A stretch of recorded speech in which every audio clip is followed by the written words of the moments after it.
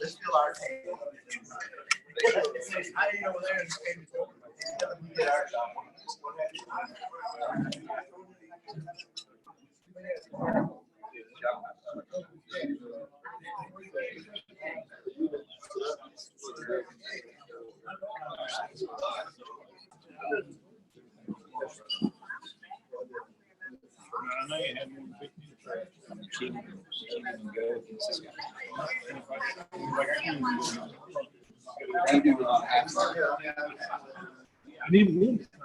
When you run half line, you put your backside back.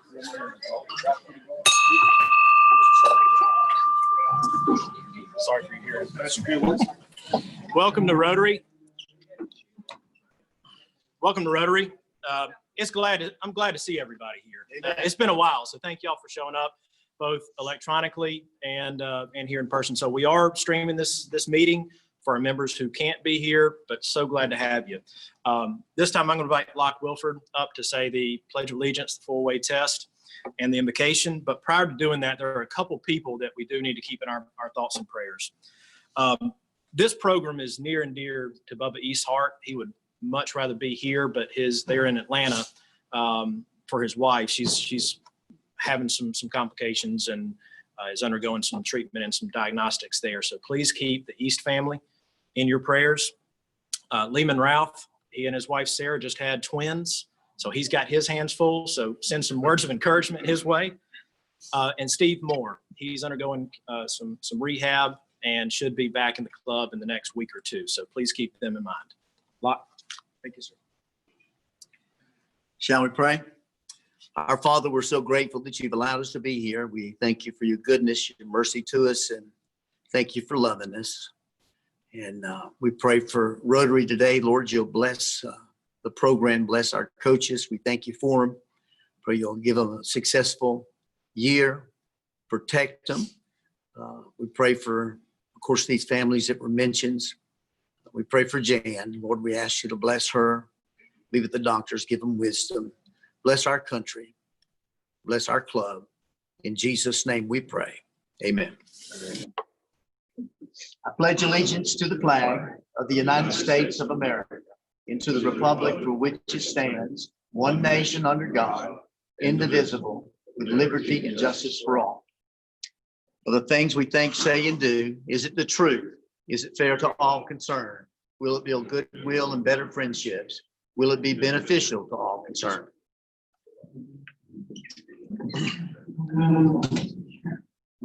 Thank you, Locke, and thank you to Matt Jones for greeting us today. With the greetings, we did have some hand sanitizers, masks there. Thank y'all for masking up, for using those that are here. I do want to make a quick mention for our local hospital, Prairie Park Hospital. They are inundated with COVID cases, and it is present in our community. So we do want to do our part to remain safe and not add to their caseload.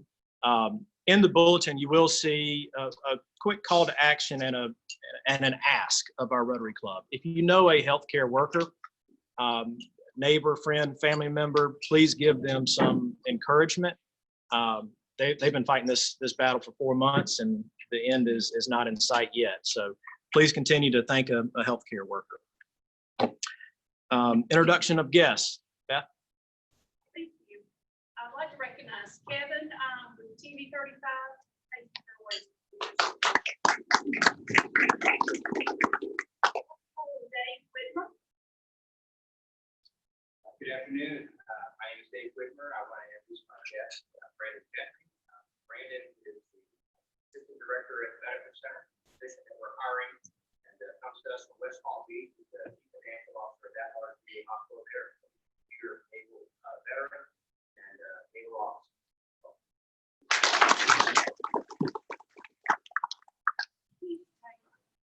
Good afternoon, President Will, fellow Rotarians. I'm honored to have my son Trinity with me today. Trenton is spending one of his last weekends in Dublin for just a little while, and he's headed off to another college somewhere else. So my son Trenton, thank you.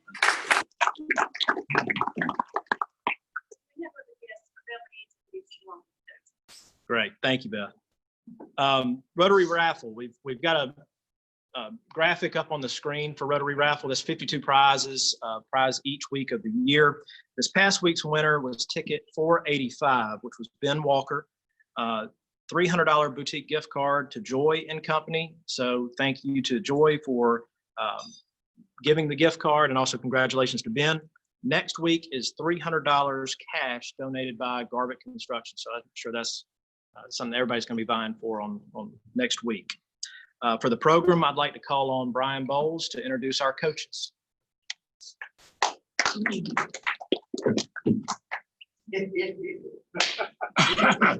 Thank you, Will. As Will mentioned, this is typically Bubba's baby, right? He lives for this every year to come and be here. And fortunately, he's not here. As we know, this is not a normal year. I think this year's taught us anything. Things are a little off. So Bubba would love to be here. I did hear from Bubba right before he came. I won't get into too much detail. I will say that they went to the scheduled meeting they had at doctor's office this morning, and it sounds like things are pretty good shape. She's best case scenario for what she's dealing with. So that's good to hear this morning. Good to hear a little good news this morning. Coaches are here, and the way we're going to do it, they're each going to come up and share time. Coaches, I'd ask you that when you come up to talk about your program, you'd also, as you introduce yourself, you introduce the people you brought with you as well. That's okay. And we're going to start with Coach Fields, followed by Coach Holmes, then McClain, and then Mr. Ben Turner is going to finish it up there at the end. And this time we'll go ahead and ask Mr. Jimmy Fields to come on up. Gotta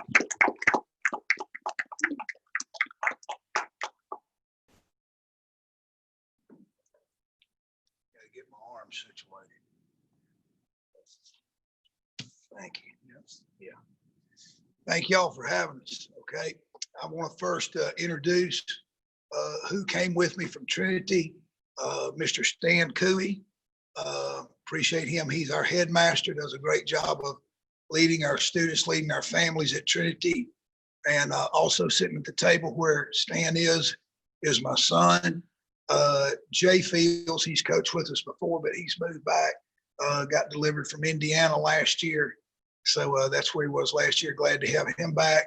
And kind of like my adopted son right there. That's what they are when you coach them, Roger. That,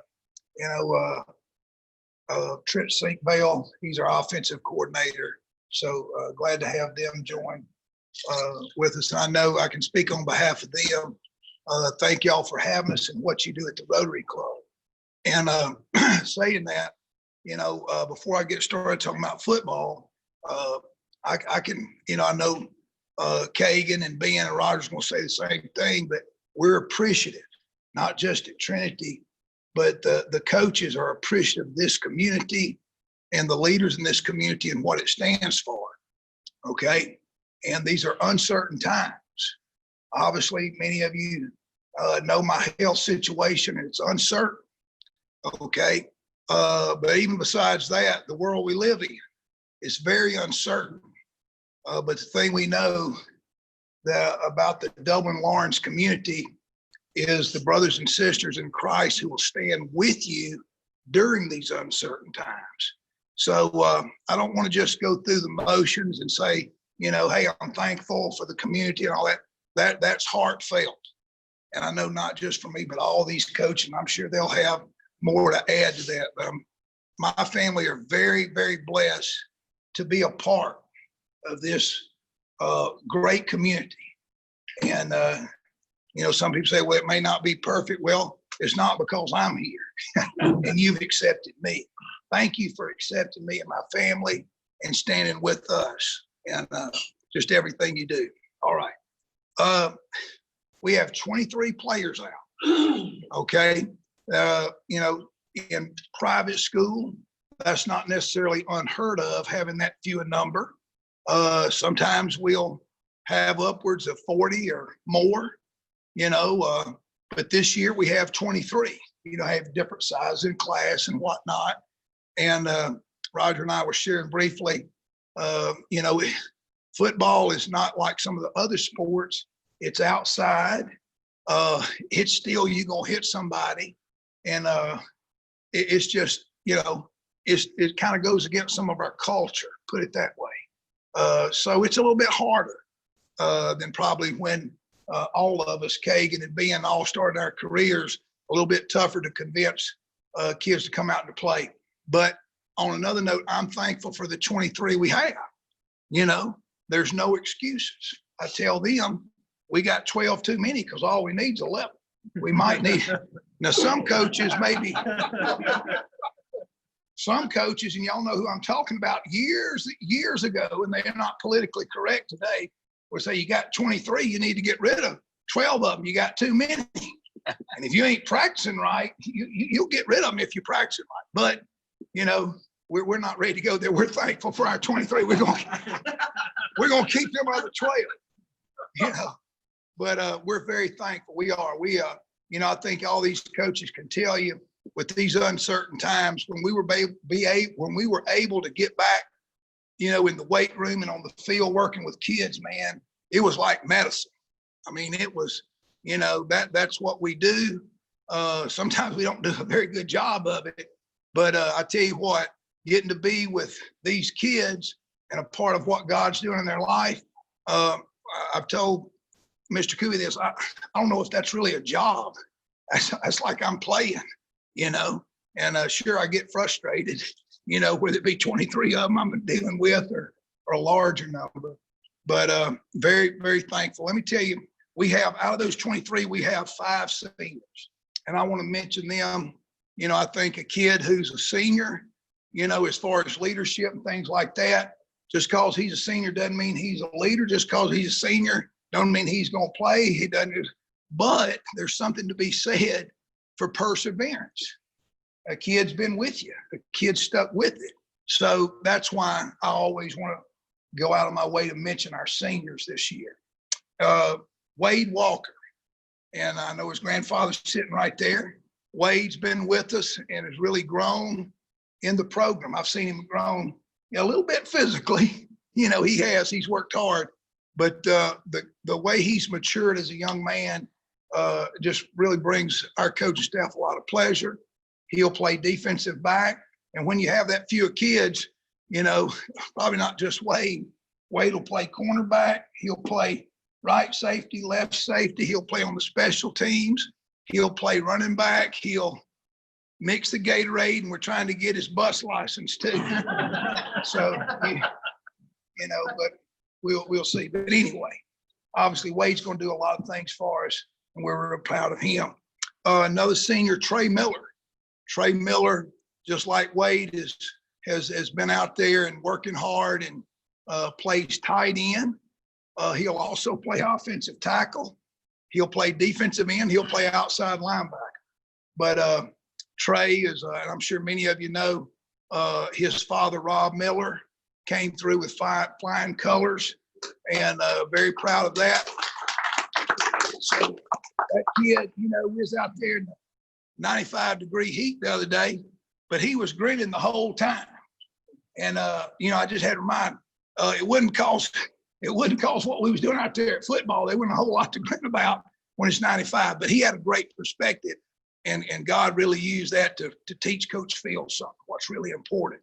So we're excited about Trey Miller. Chandler Asbell, another senior. Chandler, 6'6", big old kid. Probably our community, and especially the Trinity community, knows what a good basketball player, but he's really developed into a good wide receiver, a good tight end, and a good outside linebacker type cornerback player for us. So we're excited about Chandler Asbell. Ben Butler is also a senior for us, and has done a good job. Is coming back from a pretty serious shoulder surgery in the off season, but just a very hard-nosed, tough kid. Ben will play fullback, linebacker, and again, he'll be about like Wade. He'll drive the bus at times and mix Gatorade and do all that. Our last senior, Max Scott. Now, Max Scott's been the manager, okay? And these coaches will tell you, my coaches, and I guarantee you Kagan and Ben and Roger's the same way. Sometimes as managers, what comes under our wings, you know, those kids who aren't fast enough, aren't whatever to play sports, and but they're real special kids. Okay. And I think they teach coaches a lot of lessons. And Mac, going into his senior year, said, Coach, I'm playing my senior year. So, of course, you being positive, I said, okay. And I'm thinking, oh, Lord God, you know, oh, but hey, it's going to be all right because God's got it. And, but anyway, I'm real proud of Mac now. And I think you learn in your coaching career, make sure you don't overlook those kids like Mac Scott, because if you do, you're going to miss a lot of truth. And so Mac Scott, he has mixed Gatorade for us before, so he might have to do some of that too. But Mac's going to play wide receiver and defensive back, and he's going to keep Coach Fields straight. So real proud of these 5 seniors. And our region this year, of course, we have Bullock, Frederica, and Pinewood. Okay, Pinewood is the defending champ, and they've got a lot of stuff coming back. They're going to be probably the odds to win it all. We also have added St. Andrews. They're a private school that for years competed in the South Carolina Private School Association. They're now in our classification here in Georgia, and they'll be in our region. And obviously, we got several non-region games. Our first non-region game right now is scheduled, like everybody else is, for that Friday, September the 4th, and that's against Edmund Burke. Unlike the GHSA right now, our scrimmages are still a go in the GISA.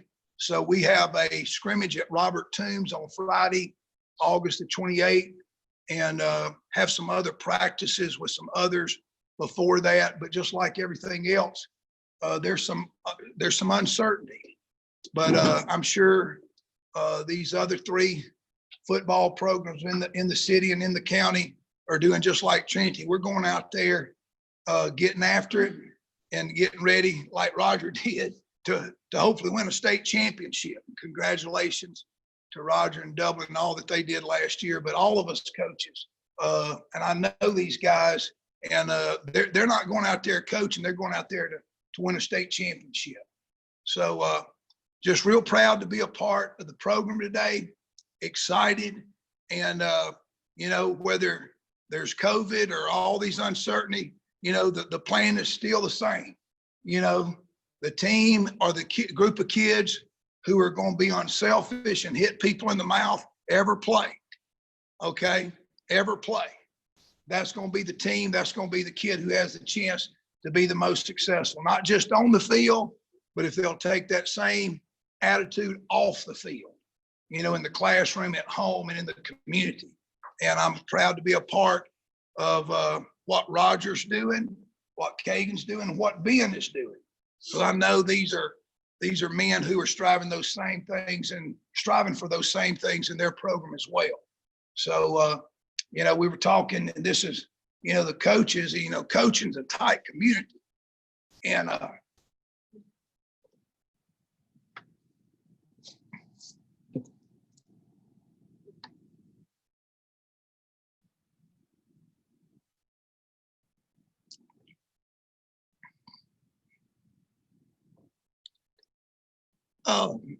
it means the world to me to be a part of a coaching community all across this state.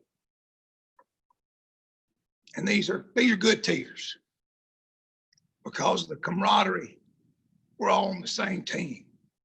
So if I've said anything that encourages you and good today, trust me, it ain't Coach Fields, it's the good Lord. Love and appreciate y'all. Let's have a great year.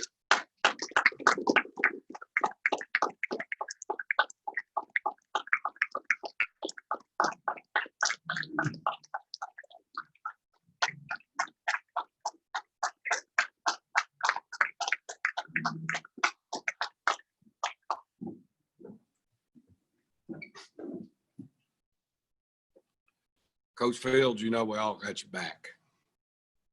And tough times don't last. Tough people do.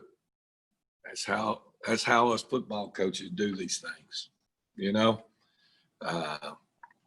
you're in my prayers. I know you're in everybody's prayers. God, what better leader for a group of individuals in our community? See a man that's looking in the face of what coach is looking at right now, and he's showing up every day with the right attitude and saying, I'm not backing up because we got a job to do. We appreciate your leadership for all of us up here in that regard. Okay.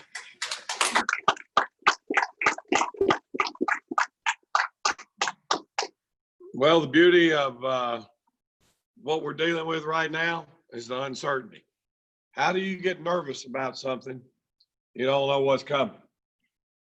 But then all of a sudden you look around and you're anxious and you're nervous because you don't know what's coming.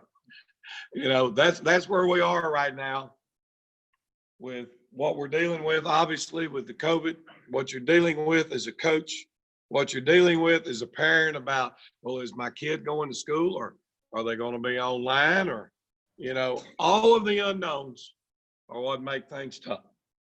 But I did learn a long time ago in football, it ain't about what you did for me in the past, it's what have you done for me lately.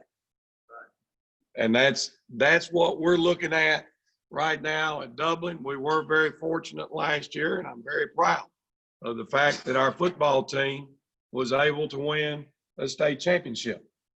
Okay.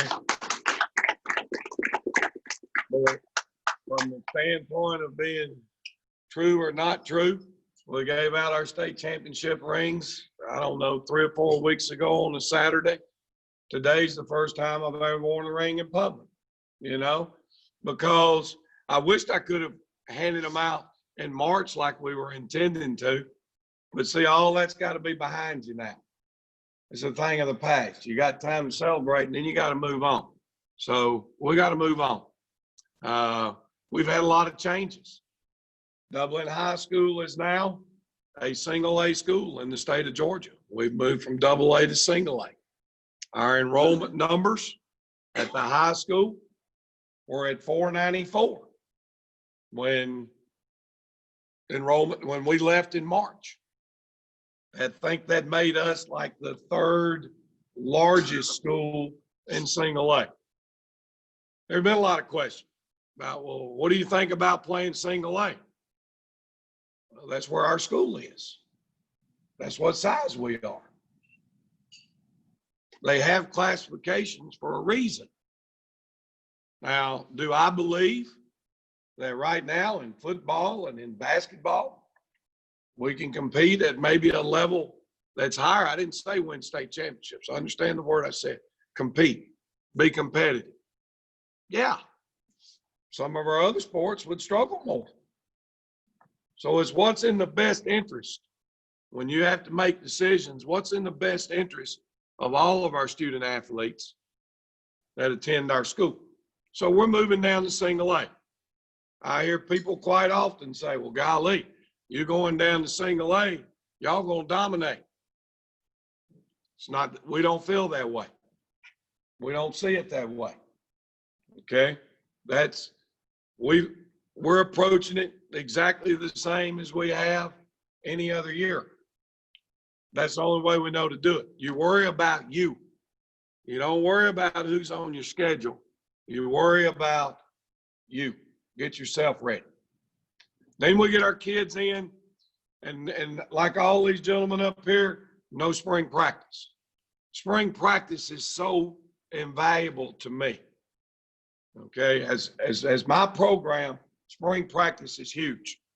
Could it be any more huge this year than any other? Probably not. We graduated 10 out of 11 starters on offense. There's only one returning starter on offense. Now that's beautiful because it's the quarterback. And the kid that was the quarterback before him who broke his leg in Kendall Waite is also back. So I've got 2 quarterbacks back who've got experience.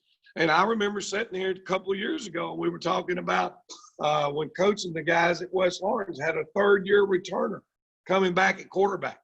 When you've got experience at that position, you've got a chance, you know? So from that standpoint, no spring practice. And then you jump in and you've got a younger group of kids and the weight room is so important. And you lose all of March. Then you lose April. Then you lose May. Now, this is for all of us up here, but as parents, you may not necessarily realize what you're going through. Then, man, you roll right out of spring practice in May and you roll right into June and your kids are refreshed. You've gone through the stuff in the spring. You're able to go out and do half-pad camps and 7-on-7s. You don't get any of that. Then we had the small groups. Then we could go to groups of 50. Well, we had to split them up. Half of them were in Group A, half of them were in Group B. But my players play both ways, but my coaches only get coach one side of the ball. And you can't rotate your groups around. So now you can't coach everybody on offense or defense, so you get way behind. Sometimes the good Lord looks out for you. Maybe I'm looking at this as the glass is half full. It's not half empty. We were going to have 2 scrimmages up till yesterday. Everybody was going to get to have 2 scrimmages. We were scrimmaging Swainsboro and Baldwin County. Then Georgia High School decided we're not going to have any scrimmages in GHSA. That's 2 more weeks before you have to get teams together.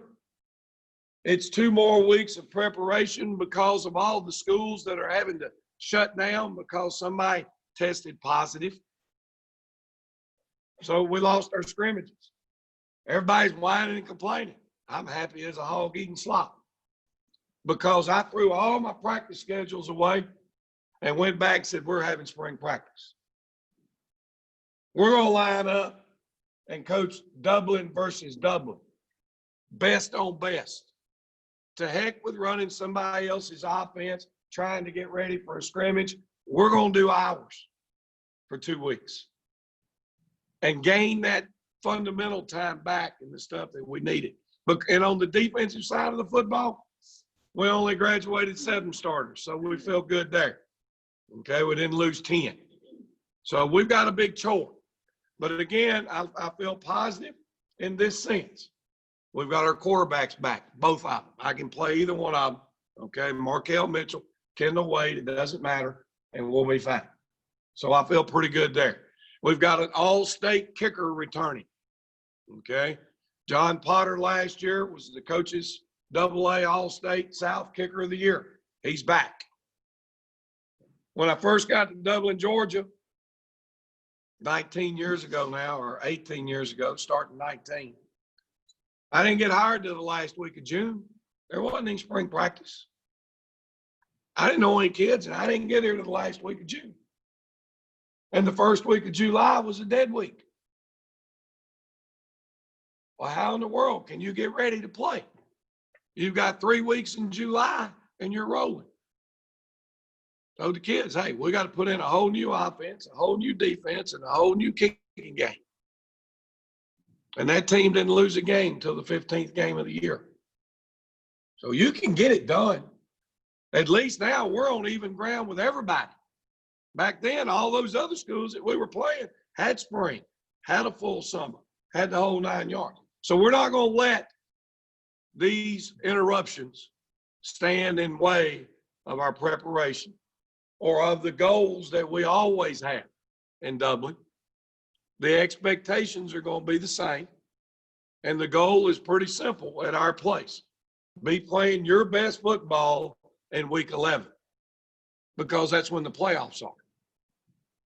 Continue to get better every week. Be playing your best football in week 11. We had to make a philosophy that first year here. Be great in the kicking game. And it was easy that year because I had a young man by the name of Brian Mills, who a lot of you remember, went on to Georgia as a kicker and a punter. He was phenomenal. So he set the stages right there in the kicking game. Be great on defense. and your offense will catch up. I think we've got a good group of running backs. Josh Isaac is a preseason All-State candidate at fullback. He was a linebacker last year, and he played behind one of the best players I've ever had a chance to coach, in Jaquez Evans. But Josh, he's not, he's 5'10", about 220, and he can run. He's got good physical speed. He's a good player. We've moved a kid that started in the secondary last year as a sophomore, Clay Ashley. Clay's about 5'10", 185. He's replacing Marcus Adams in our backfield. There's not a lot of difference in those two kids. Our wing back position, we lost the MVP of the state championship game in Zion Kemp. Okay. Zion Kemp graduated, and now we've got Jaquarian Mundy. Jaquarian Mundy is probably the second fastest kid on our team. He's weighing 205 pounds, and he plays wing back for us. Pretty good player. Okay. Offensive line-wise, we feel really good about the group that's up front. Montavious Tompkins at left tackle is about 260. The left guard right now is Desmond Gilbert or Drake Walker. Desmond is about 225. Drake's about 215. The center is a kid named Slaughter. Okay. Slaughter's weighing in at about 245. The right guard, Darius Stanley, he's weighing in at about 245 to 255. Depends on what day of the week it is. Okay. The right tackle is about 260. Okay. Nathan Gregory. We've got a big chore stepping up and replacing the tight end. Okay. Our tight end right now is senior Gabe Guyton. Gabe doesn't weigh but about 180. Some of the things he may lack in his physical ability, secondaries go to sleep, he'll run by somebody in that tight end slot. Okay. So we think we've got a good group returning. Now here's the problem, and this goes with being single A numbers. When you got single A numbers in your school, we're much more fortunate right now than Coach Fields. And I've got 60 kids in uniforms. Okay. There's 61 actually that are on our roster right now. 61 kids, but there's only about 18 or 19 of those that are ready to play championship caliber football. So our depth, what we're able to do in bringing these younger kids along, we talked yesterday as a staff. I know I'm rambling a little bit.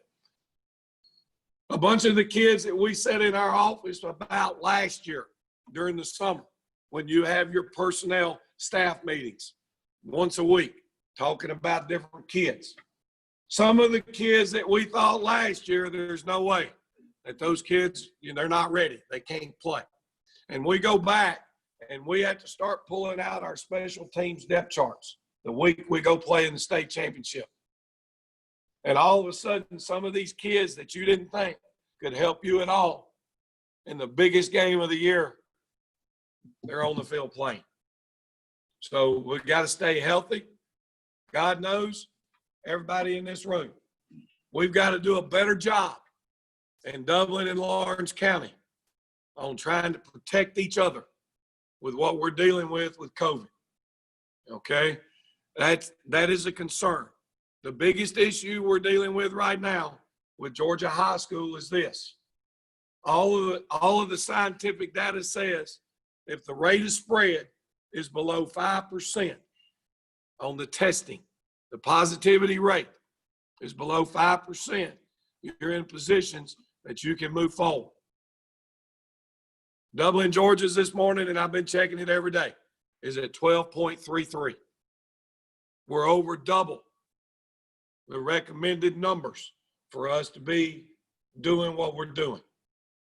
But we're not scared, but we need to be smart and we need to be cautious. So thank you for giving me the opportunity to be here. We're going to do everything we can to make this season a success, as I know everybody in this room is. We have not made decisions. We feel like right now that we're not going to have to limit attendance in the Shamrock Bowl, because the Shamrock Bowl, if we also use the hill and people can sit on the hill and continue to social distance, the Shamrock Bowl will hold 10,000 people. Well, We haven't had that there since 2006 in the state championship game. But we are going to ask that you social distance. And one of the things that kind of hurt me yesterday, I had to write my letter to put in the program. And I didn't call my boss, Dr. Fred Williams, before I put it in, but I told him, if you want me to change this, I'll get it changed before it's printed.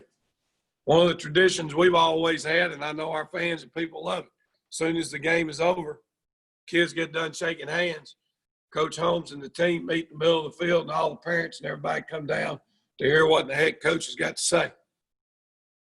We ain't doing that. Let's keep our group of kids together as best we can, keep them healthy, because you don't know where the people in the stands have been. We're trying to keep our group together on a daily basis. We've been very lucky to this point, but as far as you say you're lucky, yeah, we're making strides and we're making great efforts not to let it catch us. But the thing that bothers me is law of averages say sooner or later we're going to get hit like some of the other schools and programs have. And the later we wait, the more our chances increase of getting hit right in the middle of the season. And you have to forfeit games or do something along those lines. But thank you. Okay, we are working right now. Just before I left to come over here today, we're looking at a situation of being able to provide live stream for all of our football games for people who don't feel comfortable showing up. Not only will it be on the radio on 101.3, but we're looking at making them live stream available so you can watch them from the comfort of your own home. Has anybody got any questions? Coach Fields, we love you and we're praying for you. God bless you, man. Thank y'all.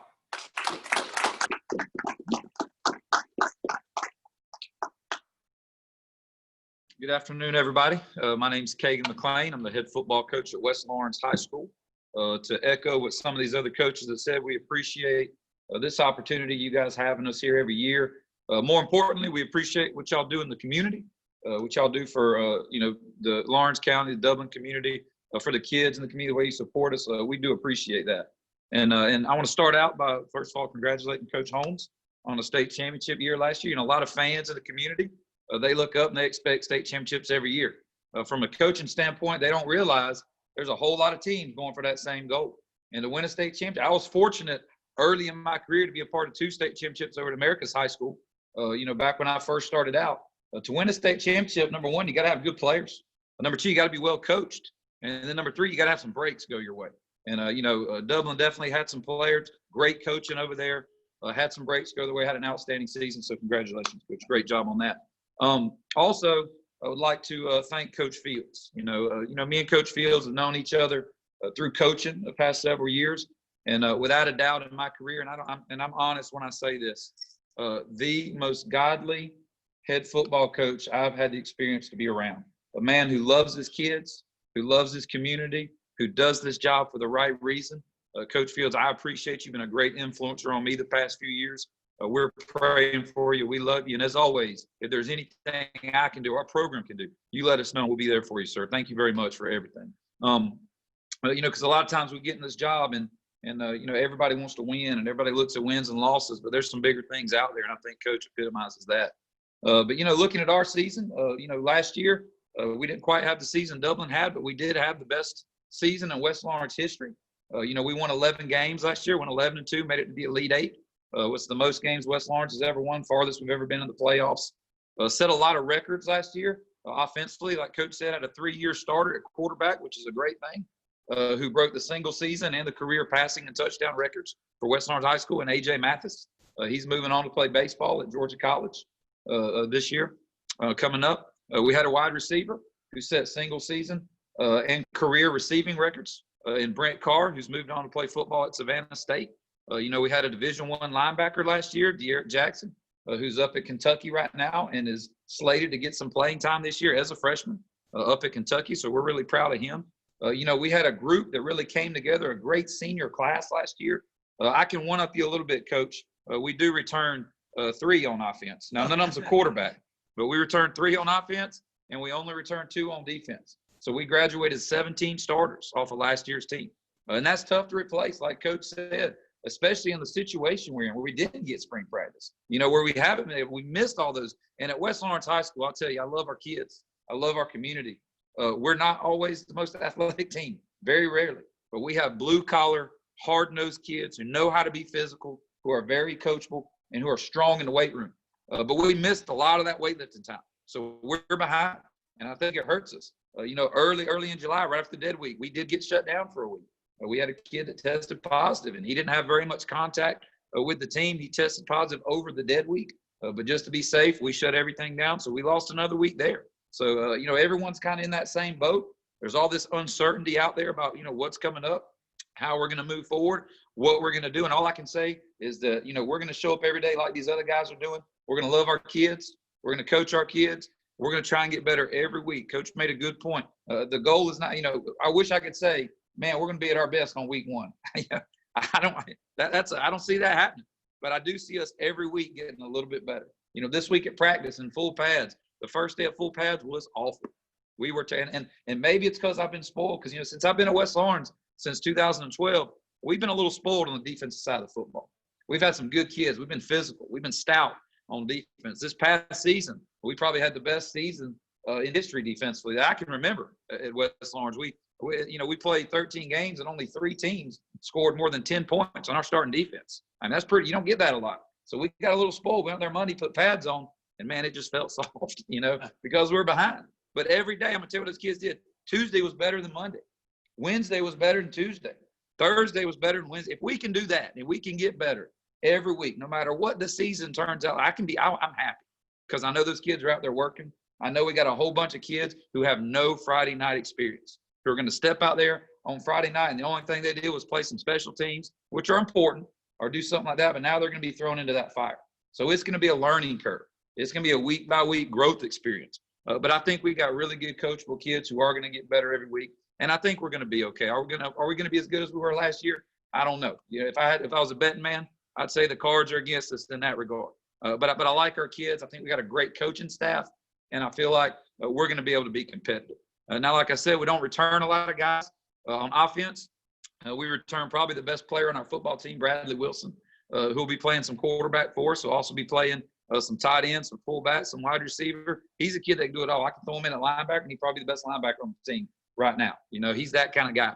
So he's going to do a lot of stuff for us until some of our younger quarterbacks develop, and we feel like they're ready to manage our offense. We also return Tyler Franks, a big receiver. He's a 6'4" wide receiver. Not the fastest kid, but he's competitive. He's tough. He's long, and he'll go up and compete for the football. And he was a big threat for us last year on the other side of Brent Carr. We're looking for big things out of Tyler this year. And here's the scary part other than the quarterback. We only returned 1 offensive lineman. So we had to replace 4 on the line. And you guys that coach football know, if you're not good up front and you're not good at that quarterback position, it's tough. But I do like the guys we have working there. Yes, they haven't played a lot. Yes, they were JV kids and backups last year. But every day they're getting tougher and they're getting more physical. And then there's a couple newcomers on the offensive side of the ball that I think will be able to help us. We got a 6'5", 220 tight end in Caleb Appleby, who missed most of the year last year because he broke his arm and had to have surgery. He's already got 2 D1 offers. He ain't played a game on Friday night because he's 6'5", 220, and he looks pretty. And sometimes it goes that way, so hopefully he'll get out there and he'll look like a D1 kid on Friday night. I don't know. We'll find out. He definitely has the tools, definitely has the potential, and we're gonna need that out of him. We're gonna be a little bit different team on offense this year. Last year with that 3-year starter and those receivers and in the stable of running backs, we had 3 running backs last year, all rushed for 800 yards or more. So we were very balanced last year. We're gonna have to be a little different. We're gonna be more tight end, downhill, run game, and try and be physical. Because I don't know if we have the personnel to be that fun and gun, spread it out, and let's go get people like we were last year. So it's going to be a little different, West Lawrence, as far as identity goes. But I think those guys that are stepping in there, they're hungry, they're eager to play, and I feel like they're going to relish their opportunity. They're going to take advantage of their opportunity. They're going to be the best that they can be. Defensively, it's a different story. All we return is 1 D lineman in T.J. Jones. He was our defensive end last year. Great kid. He's about 5'9", not a real big kid, weighs about 210. But he's strong in the weight room, and he gets after it. He plays with a motor. And you coaches know if you play with a motor, you can make up for a lack of ability. And he absolutely has that. So he's going to kind of have to anchor our front. And then we got 1 cornerback in Jaquil Edmond. He's going to be a senior corner. Those are the only 2 we returned. Everybody else on defense was either a special teams guy, a backup, or a JV player last year. So it's going to be tough. but they've made great improvements since practices have picked back up this summer. And every day I see them getting better. A couple guys we're really going to rely on defense. Javen Ash, he's a junior inside linebacker. He's going to have to step in and take Big D Eric's spot at Mike linebacker. Those are big shoes to fill. But, you know, he's 6'1", 220. He's a kid that's strong, and I think he can do it when that light comes on. You know, we got Jacob Holsey, another inside linebacker, small kid who plays hard, big heart, played a little bit in backup roles last year. He's going to have to step up and have a big year. We got an 11th grade outside linebacker, Caden Snell, that's stepping in. Not a big kid, but a tough wrestler who gets after you out there. He's going to have a big year. In our secondary, brand new kids other than at one corner. So we're going to have to see how those guys step up. Got some young guys going to have to get in there, and they're going to have to grow up fast. And that's the thing about coaching high school football that I think makes it great. You know, if you're in college and you have a need, what do? You go out and you recruit for that need, right? And you fill that need and you find guys to fit your system. In high school, you can't do that. You got to line up with the guys that are in your building every day, the guys that live in your district, and you got to fit your system to those guys to get the most out of those guys. And that's what we're trying to do. And I feel like we got some kids that want it, that want to be successful. One thing that I've learned in my career, and this goes a long way, is that when kids have experienced winning, that's contagious. And one thing I can say at West Lawrence, since I've been there, and I've only been the head coach since 2017, I was the defensive coordinator before that, is we have built our program up where our kids expect to win now. That wasn't the case when I first got there. When I first got there, if you went 5-5, you had a great year. Everybody was excited. They were congratulating you in the community. And I'm coming from, you know, Americas and winning a couple of state championships and coaching down in Cairo, where we were pretty good every year down in Cairo. And I'm like 5-5. That's a bad year. What are you talking about? You know, but the mentality and the expectations have changed. You know, now people expect us to win. They expect us to be in the playoffs. They expect us to have successful. And I like that. That's what you want when you're trying to build a program. And I think, you know, Stacy Noble started that. I think we've tried to carry that on. And I think we've done a good job of building that. And it shows when you go to schedule games. I know coach experiences this probably. Suddenly people don't want to play you. You know, they think you're good. And I'm like, look, guys, we're not that good. And I promise you, we graduated a lot of guys. So, you know, we ended up, and I'm kind of with coach with us being behind. Canceling the scrimmage games doesn't hurt my feelings that much, especially since we had to play Jones County and Northside Warner Robins in our scrimmage games because we couldn't find a lot of guys that wanted to play. And those are some pretty big programs, a pretty tough team. Not that we're scared of them, but they're going to have some horses that might have shot some of my new guys that we threw out there. So I'm like, coach, let's have a spring practice type deal. Let's get better. Let's go West Lawrence on West Lawrence, and let's get ready for week 1. Our region got a little bit tougher this year. We did lose Mary Parsons and Upson Lee out of our region, but we picked up Westside Macon, very athletic, very well-coached team over there. Picked up Baldwin County. Baldwin's a very athletic, very well-coached team as well. So those guys are going to be tough in our region. Picked up Rutland also out of Macon. So we got an extra team in the region this year, so it's going to be a little tougher to get into the playoffs. Most of our region has a lot of guys back. Perry's returning a lot of guys. You know, they're going to be a very good football team. Howard's returning a lot of guys. So I think it's going to be a tough, very competitive year in Region 4 Quad A. Non-region, we got a tough schedule there. We play Bleckley County to open the year. They're a lot better. They're going to be much improved over what they have been. They got one of the, I think, the number 1 or number 2 player in the state, and their big offensive tackle, the Mims kid. So they're going to be a tough football team. And then we play Veterans, a very good 5A school. Bradwell Institute, a 6A school. We play Dodge County, who's kind of a little local rival for us. You know, they put together a good football team every year. So we got a tough schedule. You know, it's going to be an uphill battle. But I like our kids. I like the success we've had in the past, and I like where we're going with our program. If we can just keep that up, I think our kids have tasted winning. I think they expect to win. And if we can weather those storms that are inevitable early in the year, I feel like our guys are going to be okay. And I feel like we're going to have a good football season this year. And ultimately, and we all say this, every coach will tell you we want to win. That's right. We're competitive, right? We don't want to lose. If I'm having a shoe tying contest, I want to win. I want to get mine tied first. You know, that's just the way coaching is, you know. And we're that way. But at the end of the day, we also know we're dealing with young men who God has entrusted to us to mold, to shape, and to be examples for. And if we go out there and we put winning ahead of that, our priorities are not in order. If we put molding those young men, doing what's right by those young men, and being a godly example to those young men, I think winning comes naturally. I really think that. That's my philosophy. That's what I believe, whether it be right or wrong. You know, I'm not going to lie, I want to win. But more importantly, I want those kids to look back on their time in our program and know, hey, you know, Coach was an example of what a man's supposed to be. Coach was an example of what a godly man is supposed to be. And Coach did whatever he could to help me become the man I am today. If kids will say that to me 10, 15, 20 years from now, my one-loss record don't mean anything because when I'm dead and gone, nobody's going to be talking about how many games Coach McClain won at high school. No one's going to remember that. But those kids that played for me, I hope they're going to remember their experience. I hope they're going to look back and say, man, we miss Coach McClain because he was there for me during a difficult time. He helped me become the man I am. He helped show me some things that maybe I didn't get shown at home. If we can have that, then I feel pretty good about what we're doing in our program. And like Coach said, I know these are difficult times, and I'll close it up with this. I know we're in uncertain times. I know there's people out there saying we should play, we shouldn't play, we should do this, we shouldn't do that. I promise you, every football coach in the state of Georgia wants to do what's best for our kids and for their families. Yes, we got some kids that live with at-risk people. Yes, we understand the dangers, but we are taking every measure possible to sanitize, to keep kids safe, to do what we can do in light of a tough situation. And every coach will tell you, yeah, we want to play. And every coach will have in the back of their mind, man, I hope we're doing what's right for kids. But I promise you, these guys up here are taking care of business. They're keeping their kids safe, and they're doing what they need to do to move forward with this football season in as safe a manner as possible. Is it 100%? Of course not. Nothing in life's 100%, right? You could get in a car wreck driving. Any morning, you get in your car, you take a risk. You go outside, you take a risk. You do anything in life, and you take a risk. But the key is to minimize those risks, not to take chances, and to do what's right for these kids, for their families, and for this community. And I think everyone, we're blessed in Lawrence County to have a group of coaches where I think everyone does that. And I'm proud to work with these guys. I'm proud to know these guys, and I'm proud to be in this community. So I thank you guys again for everything. I thank you, coaches, for being the influences you've been on me. And is there any questions I can answer before I turn it over to Coach Turner? Thank you guys again. God bless y'all.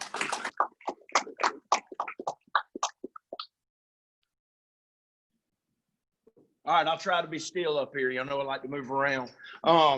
First off, congratulations. I wore my state championship ring. I want to kind of hide it, though, looking at that bling he's got on his finger. Mine's about a quarter the size over there. It's beautiful, man. With me, I've got our new principal, Dr. Lee Collins. All right, Chip Fleming, our athletic coordinator, is one of my coaches.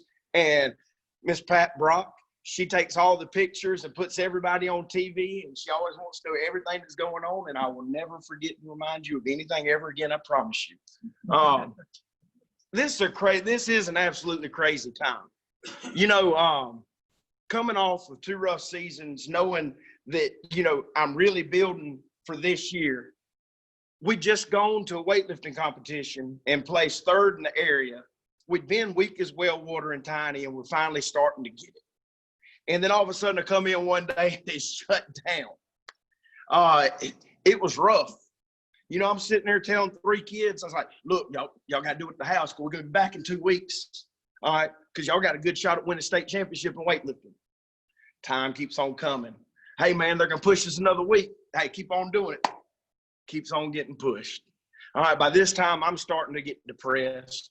I kind of given up. I shaved my head, which I'm never going to grow my hair back because it's just a lot cooler now. I grew a beard that my wife threatened to shave me every night because I looked like a caveman, because I wasn't trimming or anything. It was just straight up nasty, but I loved it.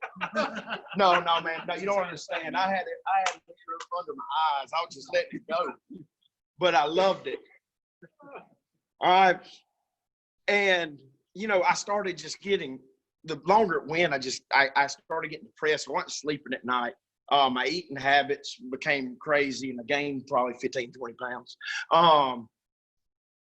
So I started gardening, growing flowers, planting grass in my yard, you know, stuff to keep me busy. But at the same time, I'm worried to death about my kids. So every day I'm sending messages out left and right, checking on you. Are you doing anything? Yes, coach. Okay, boy, you're lying to me. I know you're sitting on the couch eating Cheetos. And it was evident when they came back. But when we did come back, all right, you start facing the questions. All right, you're getting ready to come back. Phone starts blowing up, and it's mama. Well, daddy's at risk. I'm scared to send little Johnny to practice. And I was like, ma'am, look at here. With everything that's going on in this world right now, we got to get some normalcy back for these youngins. We got to get some normalcy back for us. I said, put your faith in me, because I'm going to promise you, I'm going to follow all the protocols. Because I don't know if y'all know this, but we are maids now. We have to go through and we clean and we clean and we clean. We're also nurses now, because every time we have taken thousands and thousands of temperatures this summer. All right.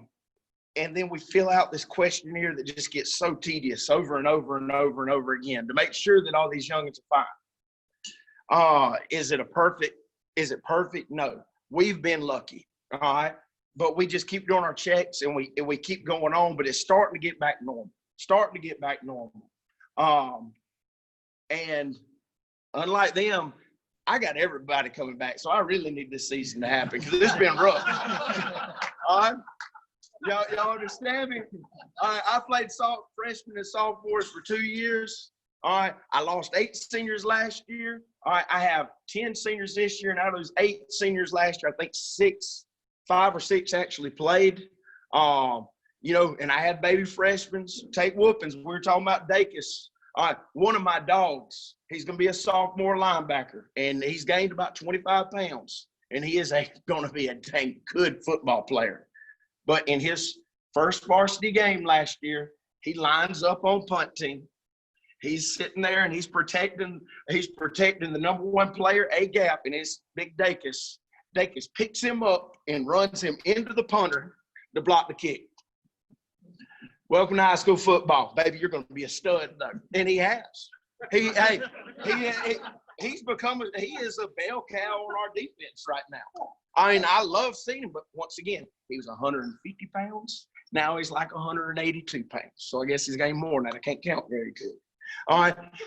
I'm excited. I need it to happen. My kids are excited.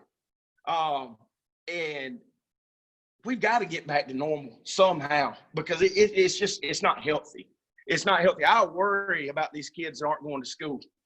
I worry about them because, here's my thing.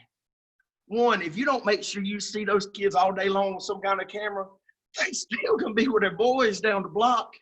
It is what it is, but we've got to do a better job just as everybody watching these kids to make sure that everything happens.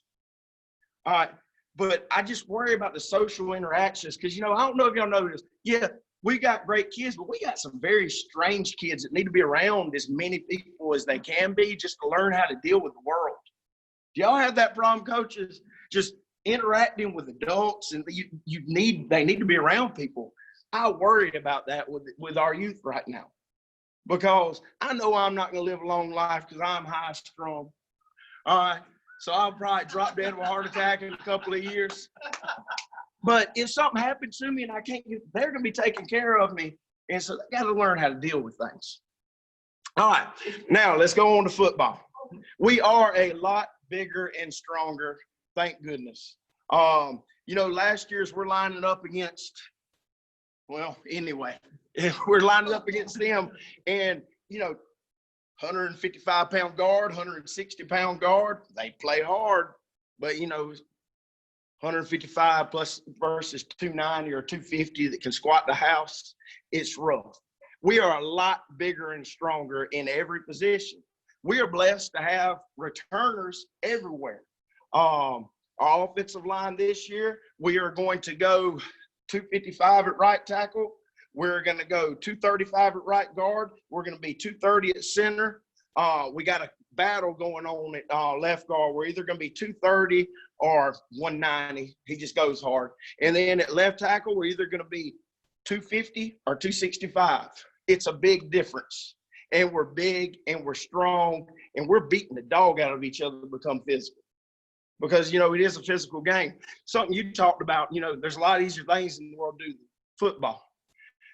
Bless his heart, I had a baby the other day that mailed it in, and I just got him to admit that it's easier to do things in the air conditioner. You're dang right it is, brother. As I'm sitting here just drenched in sweat, sunburnt head because I won't wear a hat because I love how cool it is. And I'm just looking at him because I got him to come to one last practice. It was like his going away party. But he made it in for his last practice. I ain't seen him since. He's a baby. He might come back out. We are 55 strong. I think everybody's kind of got screwed up with the freshmen. If you look at our roster, there would be 60 something on a roster. But that's the ones, the freshmen, freshmen are like chasing rats in the gutter during the summer. You're going to have a group of them that are going to come, but then the other ones, they scatter to the winds, and you get them when school starts back. Well, we're not starting school back until when? September the 8th? All right. So, I mean, when is too late to let a freshman come out? You know, I want them in the program. I don't want them to miss a year, but how do you handle that? I mean, there's been all kinds of stuff that we're faced with. So right now we're 55 strong. We are still, you know, that sophomore and junior class, pretty good. We got some very talented freshmen. Very few seniors still. But like I said, those freshmen and sophomores are battle tested. Now the thing is, in a culture change, you eventually have to learn how to win. All right, weightlifting was our first step. We got a good taste in our mouth, and we started saying, you know what? We can go out and we can compete with people, you know, people that we play. We can go out and compete with West Lawrence and weightlifting. All right, we can go out and compete with these cats. You know, they start seeing that. They start to believe it a little bit. And that's what we got to do. We've got to learn to believe. We've got to learn to believe in the process, trust the process.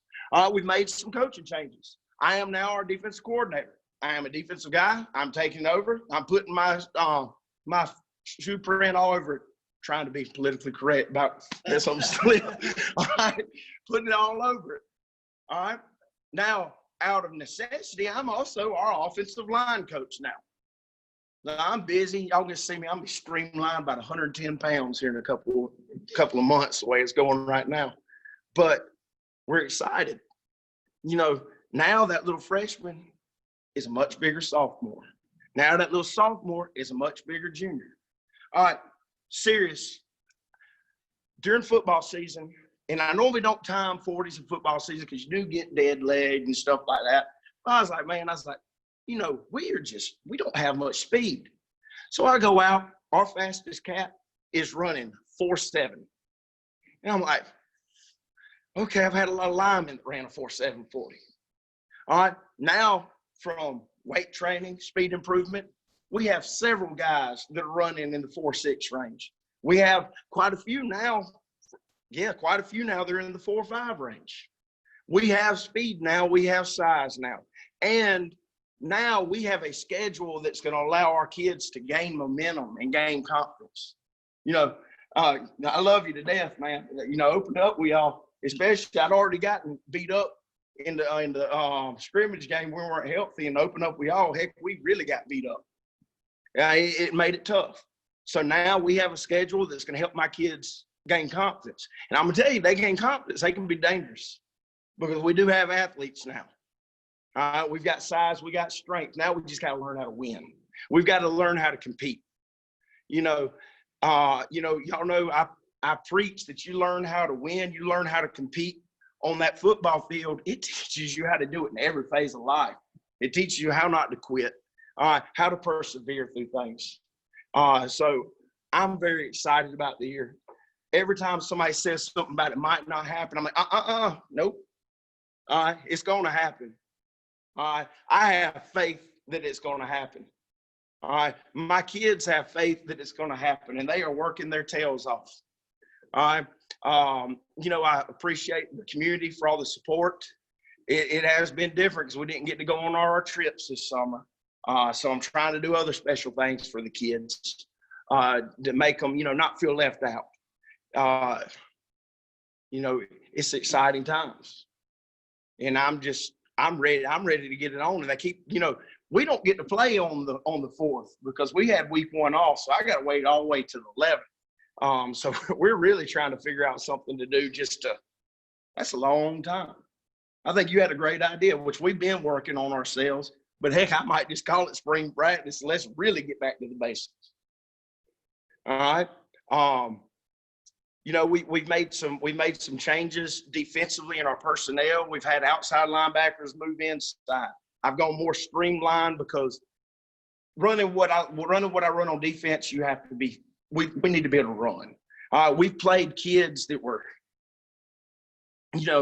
not my prototypes up front the past few years. Now we've got running backs playing on the D-line. We've got H-backs playing on the D-line. Heck, we might even have some long-range receivers playing on the D-line because we're going to run and we're going to be fast and we're going to just try to cause a lot of havoc. You know, my linebacking core, I feel very good at it. I mean, my two inside linebackers both had a chance to win state and weightlifting last year before it all got canceled. And, you know, one of them's going to be a junior, one of them's going to be a sophomore. And they pretty dang good, I'm not going to lie. And they are strong like bull.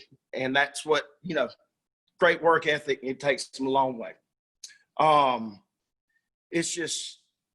It's got to happen. Everybody, we got to do our part to keep everything going and moving forward. I know these are trying times. I am so sick of taking temperatures. I think our school systems, though, have kind of done the right thing to kind of help things by starting late, because, you know, it's easy if you kind of step back and let all the other people be guinea pigs, and then you find out what they've done wrong. And then you can feed off that, and you can make the adjustments to your schedule. And I think that we're doing the right things. And I believe that if we just all believe in the process, that we're all going to get through this together.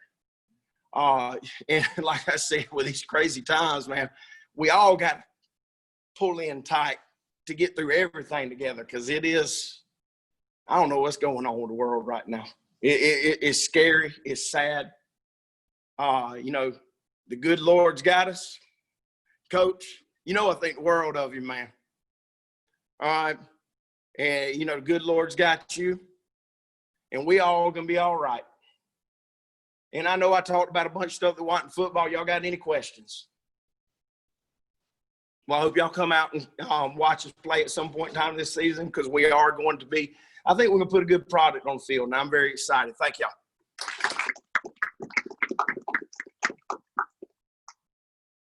Thank you, coaches. I think we've seen all y'all been locked up in a room. Y'all had a lot to say. Thank y'all for your comments, and we are with you. We are all together as one community. We are praying for you, praying for your kids. Sergeant at Arms, Heath Taylor.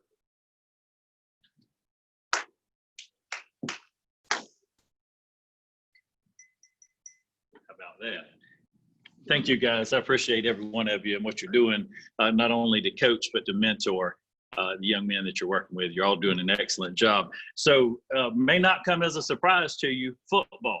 Football is actually the #1 sport in the world, with 400 million fans, over 400 million fans. But I wanted to look at some other popular sports in a time of understanding cultural differences to see what some other countries around the world may do as far as sports go. You ladies will appreciate this. Over in Finland, they have a sport called wife carrying. And wife carrying is where it's an annual competition where husbands actually run an obstacle course while carrying their wives on their backs. Gets better. Over in Afghanistan, we have buskasi, which literally means goat bashing. And this is where players actually drag a goat across the field and try to get it into a goal, and it's regulated by the Afghan Olympic Federation. Gets better. Camel racing. Where would you think the camel racing's held, by the way? In the desert, what most people say? Australia. $25,000 prize if you win. But here's the best part of it. Camel beauty pageants are often held in conjunction with the camel races.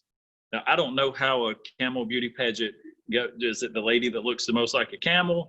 Is it the best looking camel? I'm not quite sure. And then I'll let you figure out how that works. Finally, the last sport we're going to talk about is ferret legging. This takes place in England, and this is a strange sport. It comes from Yorkshire, England, and it apparently originated among coal miners. But the way this works, it was also known as put them down and ferret down trousers. The sport is really more of an endurance test, as competitors place live ferrets in their pants and trap them by tying the ankle hole shut. Whoever can keep the ferret in their pants longest wins. Anybody interested in knowing the world record? 5.5 hours. 5.5 hours is your world record. No fines this week. We will start back next week. So hope you'll join us either virtually or here at the club. And if you would, please remember the cart buckets on your tables. Thank you.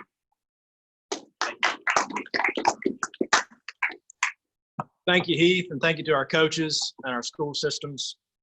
for being here. A couple quick announcements on COVID-19. Please do your part, wear your mask, wash your hands, and watch your social distancing out in the public, and help support these coaches and their teams to actually have a season this year. There are some names on the table for consideration. Please grab those on your way out. We are going to be supporting communities and schools and school supplies again this year. So we do have a sign-up sheet. If you'd like to make a donation to it or like to bring in supplies, please do that in the coming weeks. Thank you to our guests, to Trent, Brandon, and to TV 35. We're so glad to have y'all here. Please come again. And then next week's program is Brad Ansel, Senior VP of Logistics for Perry Ellis International. So we're excited to have them at our Rotary meeting and learn what they're doing at Perry Ellis.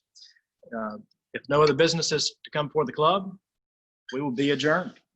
Thank you. Have a great weekend.